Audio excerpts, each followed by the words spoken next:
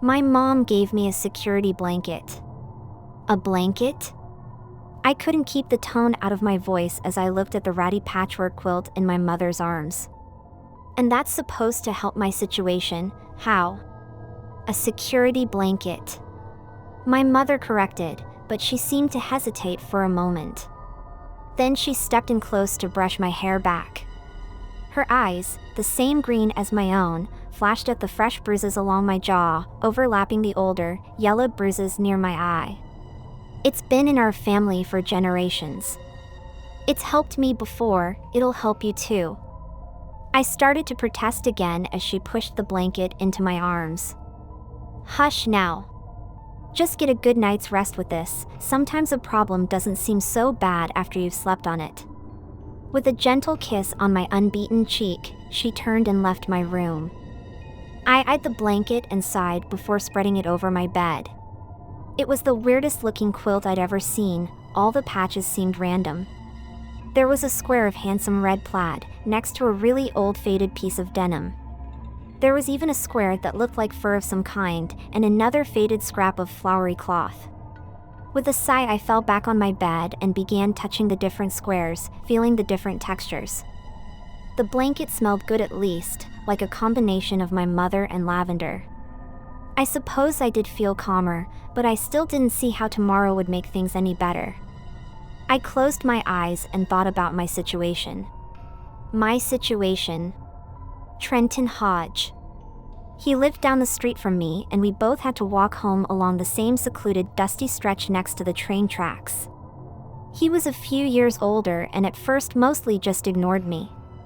Then he started walking home with friends, filming stupid stunts as they went. I guess the stunt videos weren't getting enough likes, because one day they started throwing rocks at me, calling names, the usual bully stuff.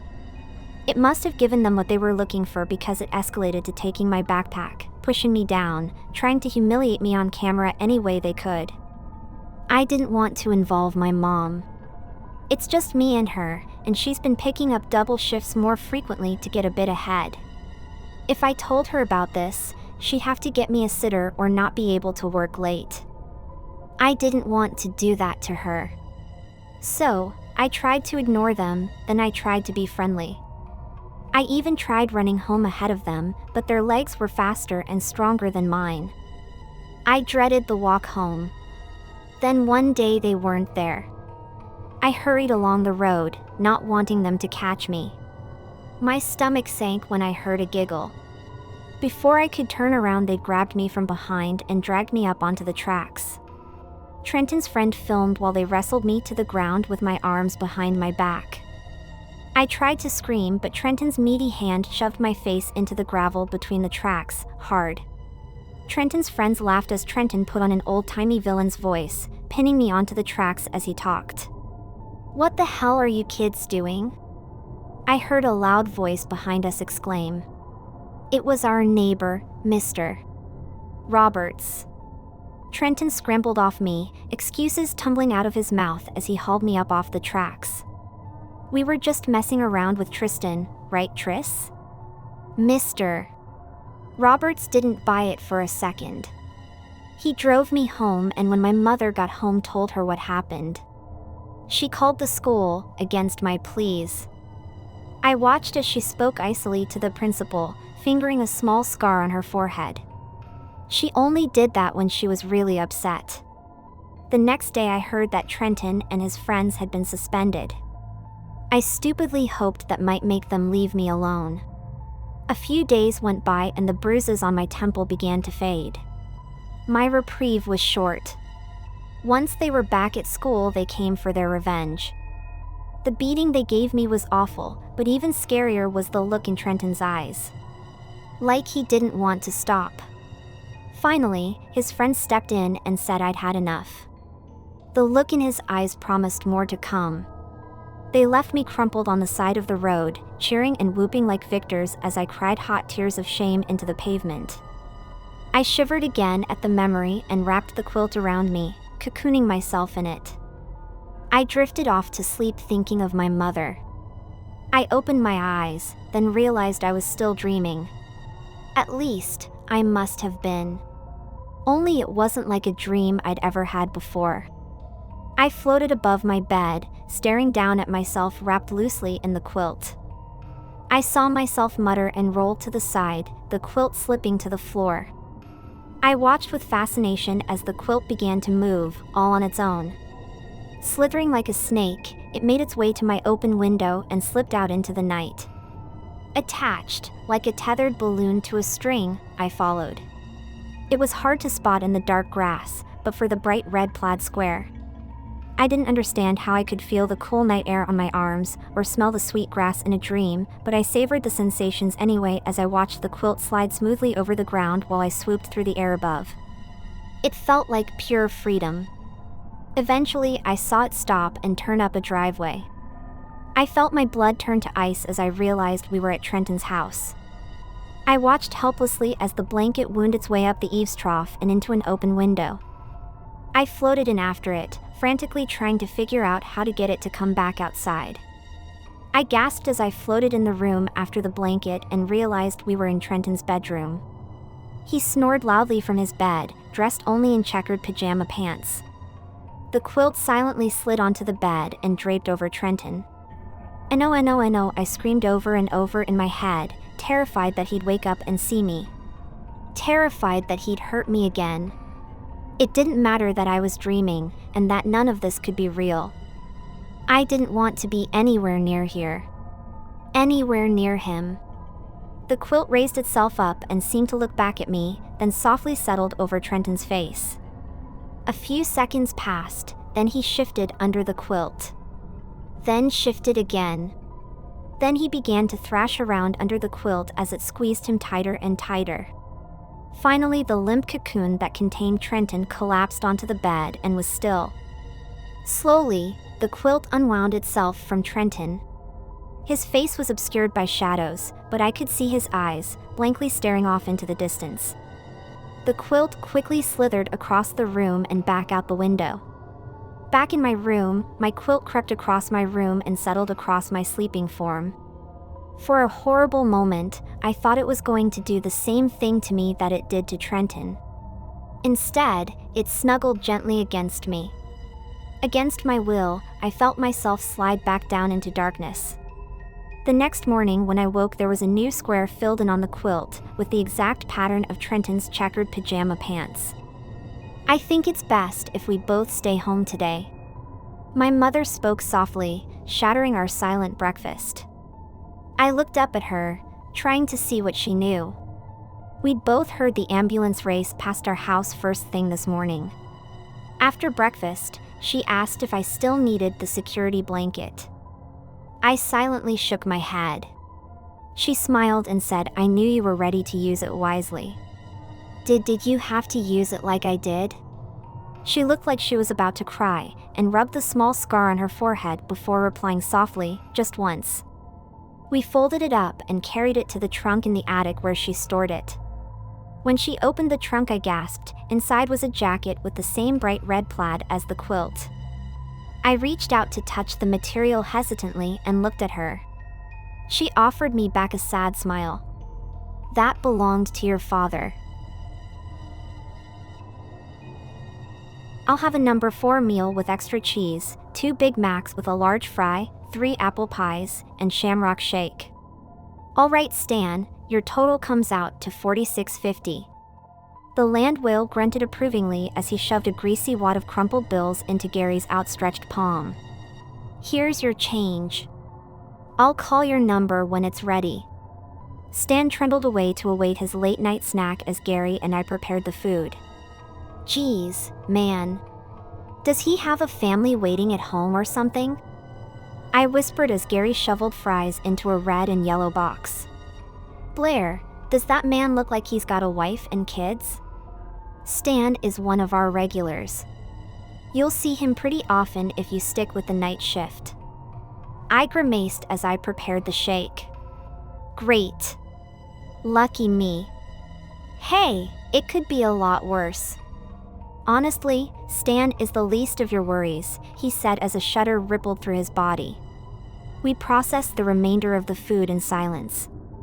Gary and I then shuffled to the counter, each donning a full tray. "Stan, orders up," Gary exclaimed as the boulder of a man darted at an alarming speed to retrieve his sodium-rich smorgasbord. He snatched the trays from us, hurriedly ambling back to his corner table. I watched in astonishment as the man inhaled his meal. "Hey, could you help me sweep in the back? Best to do it now before any more customers dash." Gary was interrupted by an obnoxiously loud alarm blaring from his pocket. Stan looked up at him, glowering at the unwelcome ringing. "Sorry. Gotta take this," he said, darting to the kitchen and out of view. He returned a moment later. All the color had drained from his face. He appeared sickly, like he'd suddenly caught a nasty case of the flu. "That was my aunt, Norma. She said my parents were in a car wreck. Apparently my mom is in critical condition." He stared off into space, his brain slowly processing the tragic information it had just received. "Gary, I'm so sorry. Do you need me to call someone?" He snapped out of his trance, tears brimming in the corners of his eyes. He quickly wiped them away. "No, I'll be fine." "Okay. But with all due respect, what are you still doing here? Go be with your family, dude. I can handle closing up on my own." He locked eyes with me, a stern determination creeping over his countenance. "You're right. I need to go. Here, take my key to the restaurant. There's a list of rules in Dave's office. Go read them the first chance you get.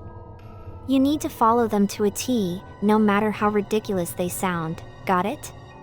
"Yep, I'll take care of it. Now go," I said as Gary handed me a small silver object. He sprinted out the front door, letting it slam shut behind him.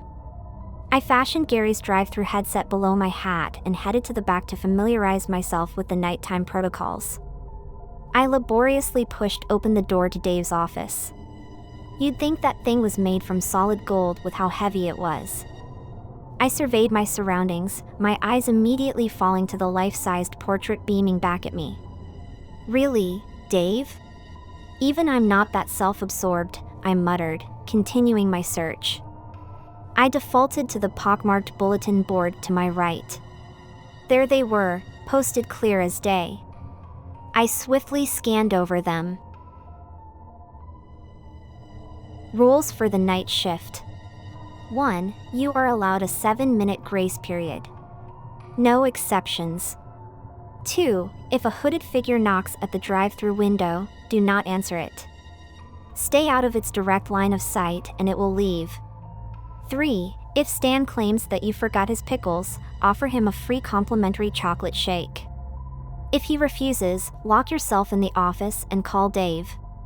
4. No outside food or drink. 5. If a blood-like substance begins seeping from under the grill, mop it up until it stops. No, it is not blood. 6. An old woman in a shawl will come in exactly 10 minutes past 1. Avoid looking at her for too long. She will not leave until you ask her where Tony is. 7. If a small child appears telling you he lost his mother, ignore him.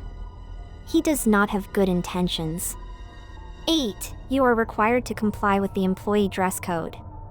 Speak to management if you need clarification on what is acceptable. 9. If you are alone and you feel the undeniable sensation of being watched, lock yourself in the office immediately and wait for it to dissipate. 10. The store closes at 2 a.m. Before you clock out, place 2 packages of raw burgers on the stove. 11. Always leave the restaurant by 2:37 a.m. The Hamburglar doesn't like company. 12. Failure to adhere to these rules will result in immediate termination. Do not hesitate to call Dave if you have any questions or concerns. Dave's phone number was hastily scrawled at the bottom of the page. I stared at the list, unsure of what to make of it. Was this some sort of cruel prank on the newbie? Maybe Gary was in on it. I resolved to wait and find out for myself, and I made my way back to the counter. Upon seeing me approach, Stan rapidly stood from his seat and sidled up to me. Can I help you with something? Yeah. You forgot my pickles. I mentally rolled my eyes. Gary hadn't been gone for 10 minutes and the fun was already ramping up. Look, I watched my coworker make those. I know he didn't dash, I began, before Rule 3 crept into my head. I'm sorry. I can offer you a free shake for the inconvenience? His 4 chins flapped as he fervently shook his head. No, I don't want any more food. There is another way you could make it up to me though. A malicious grin inched across his face. A blanket of fear sent adrenaline bursting through my veins. I'm 16, sir. If you really think dash. That's not what I meant, you dumb broad. I want a refund. What? No, you already ate it all. Fine. If you won't give me my money back, I'll have to take it from you. The massive mound of flesh began waddling to meet me behind the counter. I fled to the back, praying he wouldn't catch me. I glanced behind me as I struggled to push open the absurdly heavy office door. Stan was barreling toward me, sending shelves of product crashing to the ground. My heart thumped against my ribcage so hard that it hurt. I had just managed to slip through the door and slam it shut when he reached it. Thud. He pounded his ape-like fists against the sturdy metal frame, shouting obscenities at me all the while. I'll get you, you little whore. You can't stay in there forever. He was right. I instantly ripped the yellowing piece of paper from the board and punched in Dave's number. He picked up after an agonizingly long minute of waiting. Hello? This had better be good. I value my beauty sleep. Dave, it's Stan. The free shake didn't work. I'm trapped in the office. Dave sighed. All right, put it on speaker and hold your phone up to the door so he can hear me. I obliged, clenching my cracked iPhone 7 with a vice grip and sticking it close to the rattling door. Stan? Stan, can you hear me? It's Dave. The room fell eerily silent. Oh yeah, what's up, Davey? Stan, are you harassing one of my employees again? I don't need to get Mrs. Barrett on the phone, do I? No, please. I'll behave, I swear. Please, just don't call her. His voice trembled as he spoke. I don't know. That's what you said the last time. I promise I'll never bother her again. Come on, Davey, show a little compassion. Dave took a moment to respond. All right. But I need you to go home and you need to apologize to Mrs. Blake for scaring her. Blair, I interjected, face-palming myself. Right. Apologize to Blair and I'll let you off the hook. Oh, thank you. Sorry, Blaze, so, can I take you up on that free shake? No, Stan. No free shake tonight. I need you to leave, Dave said, a stern finality in his statement. Without another word, Stan angrily tromped through the kitchen and out the front door. I didn't release my breath until I heard it shut behind him. Thanks, Dave. Anytime, kid. In my experience, threatening to call his mother is a decent deterrent for any overgrown man-baby. I chuckled, sensing the tension disperse. I'm gonna get back to bed now. Good luck tonight. And with that, he abruptly hung up. I sat for a moment, controlling my breathing in order to steady my palpitating heart before returning to my duties. I trudged into the kitchen and begrudgingly got to work cleaning the mess of boxes and condiments that Stan had strewn throughout the area. I had just put the final ketchup bottle in its place when out of the corner of my eye, I saw it. A figure was standing at the drive-through window. I immediately tensed up, every muscle in my body freezing in place. It glared at me, yellow glowing eyes piercing the darkness. It raised a gloved fist and knocked lightly on the thin glass. The sound freed me from my stupor. Rule 2. I dashed to the counter and crouched behind it, hugging my knees to my chest. Ice flooded my veins as the knocking grew louder. The window shook in its frame as the light knocks soon escalated to rapid pounding. I squeezed my eyes shut, terrified at the notion that the slim barrier to the outside world wouldn't hold.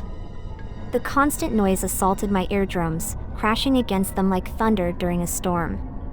The knocking crescendoed into a fever pitch of resounding slams. Just when I thought that I might lose my sanity, it stopped. I glanced up in the midst of the unsettling silence I found myself in. It was gone, as if the entity had never appeared in the first place. I gradually stood and took my time getting my bearings. I hesitantly peeked around the corner at the drive-thru. Nothing. Not so much as a scratch on the glass. I glanced down at my phone. 12:15 a.m. Less than 2 hours. I could handle it, right? I began sweeping like Gary was beginning to ask me to do prior to receiving his unfortunate news. I was thankful for a break in the action. I didn't know how much more I could take. Apparently, I could take a lot more, as I came to find out. The forever detention. Jenna had never been the type to draw attention to herself. She was the kind of student that teachers described as quiet, diligent, and, in the crueler moments of their private conversations, forgettable. But all that changed one Wednesday afternoon when Mrs. Gleason, the school's most feared math teacher, slapped her ruler on Jenna's desk. "Detention, Jenna, this Friday," she barked, pointing to a doodle in the margin of Jenna's notebook. "But Mrs. Gleason, it's just a..." "No backtalk, Mrs. Gleason interrupted. "Friday, 3 p.m., my classroom." On Friday, Jenna nervously slipped into the classroom. It was odd seeing it so empty, the rows of desks like a barren landscape. Mrs. Gleason was waiting at her desk, the late afternoon sun casting her in long, severe shadows. "You're late," she said, though Jenna was exactly on time. Without another word, Mrs. Gleason handed her a piece of chalk and gestured to the chalkboard at the front of the room. "Right, I will not doodle in class 100 times." By the 50th repetition, Jenna felt her arm grow numb. When she was finally finished, Mrs. Gleason merely gestured to the chalkboard and disappeared, leaving Jenna alone. Feeling relieved, Jenna went to wipe off the board. But as soon as she erased the first sentence, it reappeared. Confused, she tried again, and the same thing happened. Over and over, no matter how hard she tried to wipe them away, the words stayed, stark and unchanging: "I will not doodle in class." Hours seemed to pass as Jenna tried to leave the room, only to find the door locked. Her texts and calls went unanswered. She was trapped. Days turned into weeks, then months, then years. Each day was the same. She would wake in the classroom, write the sentence 100 times, try to erase them, fail, and fall asleep in her desk. Outside the classroom, the world moved on. Jenna's friends graduated, went to college, started their lives. They didn't notice her absence. To them, it was as though she'd never existed. Her family, too, forgot her. Her bedroom was turned into an office, her belongings boxed and put away as though they were nothing more than unwanted clutter. To them, Jenna was a name they could not place, a face they could not recall. In the classroom, Jenna grew older. She could see it in the slight lines on her face, the way her hand cramped more quickly as she wrote. Yet, she never starved, never thirsted. She was, it seemed, in a loop of punishment that had no end. Every so often, Jenna would glance out the window at the world outside, at the students who came and went, oblivious to her presence. She saw herself in them, in their carefree smiles and laughter. She wished she could scream, bang on the window, anything to make them see her. But she had tried, and no one had ever heard her. One day, Jenna awoke to find a new piece of chalk on her desk. It was a different color than the others, a bright blue. Curious, she picked it up and started to write. To her surprise, the words came out differently. I will remember. She continued to write, her heart pounding as she filled the board. She didn't understand, but she felt something shifting, something fundamental and profound. When she finished, she took a step back. The blue words shone against the blackboard, a stark contrast to the white sentences she had written for years. Suddenly, the door unlocked. Jenna stepped out into the corridor. Everything looked the same, yet everything was different. She saw a group of students approaching. They paused, looking at her with confusion. "You okay?" one asked, an eyebrow raised. "Yeah," she said, her voice thick with emotion, "I think I am." Later that day, Jenna walked into her old home. Her mother was in the kitchen, a puzzled expression on her face. "You seem familiar," she said. "Do I know you?" Jenna smiled.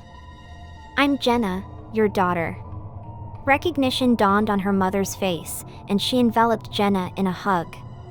Jenna held her tight, tears streaming down her face. She was home. From that day on, Jenna's existence was remembered. The loop had broken, the punishment ended. But the scars remained, a silent reminder of the years she'd lost. And so, she started to live again, savoring each moment as if it were precious, because, to her, it was. She had returned from a forever detention, from a prison that time had forgotten. And now, all she wanted was to live. My love for cheap goods was insatiable. I lived for bargains and hunted discounts like a predator. But my favorite hunting ground, my beloved Walmart, turned out to be more than just a haven for deals and discounts. It started when Mrs. Donovan disappeared. A sprightly old woman who was just as addicted to Walmart's rollback prices as I was. The last time I saw her, she was excited about a rollback price on her favorite brand of oatmeal cookies. 2 days later, she was gone. No signs of forced entry at her home, no indication of foul play. She just vanished. At first, I didn't connect her disappearance with the rollback prices. But when Jim, a local mechanic and a fellow Walmart regular, also disappeared after gushing about a rollback on his beloved dog food brand, I couldn't ignore the pattern. I began noting the rollback prices and correlating them with local news. Every time a price dropped, someone disappeared. It sent a chill down my spine. I was possibly uncovering a horrifying secret, but I needed more proof. So, I decided to confront Mark, the always smiling store manager of our local Walmart. "Mark," I began cautiously, "have you noticed anything odd with the rollback prices?" He just stared at me, his smile never wavering. "I'm not sure what you mean, Sam. Every time a rollback happens, someone disappears. Don't you find that weird?" His smile slipped slightly, but he quickly recovered. "That's quite a coincidence, but I think you're reading too much into it, Sam." However, his reaction was just enough for me to decide to dig deeper.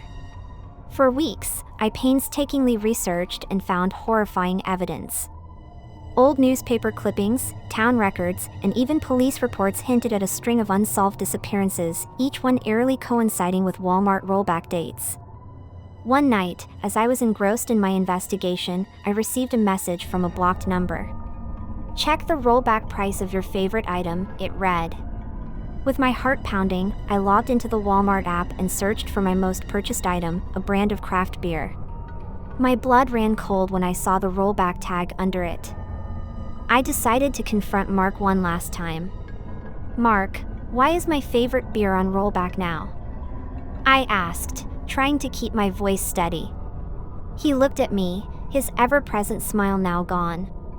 "Sam, you really should stop digging. Some things are better left alone." The coldness in his voice sent a shiver down my spine. I knew I was in danger, but the truth was more important. As I sit here, writing this, I don't know what's going to happen to me. All I know is that the next time you see a rollback price at Walmart, be careful. You might just be the next one to disappear.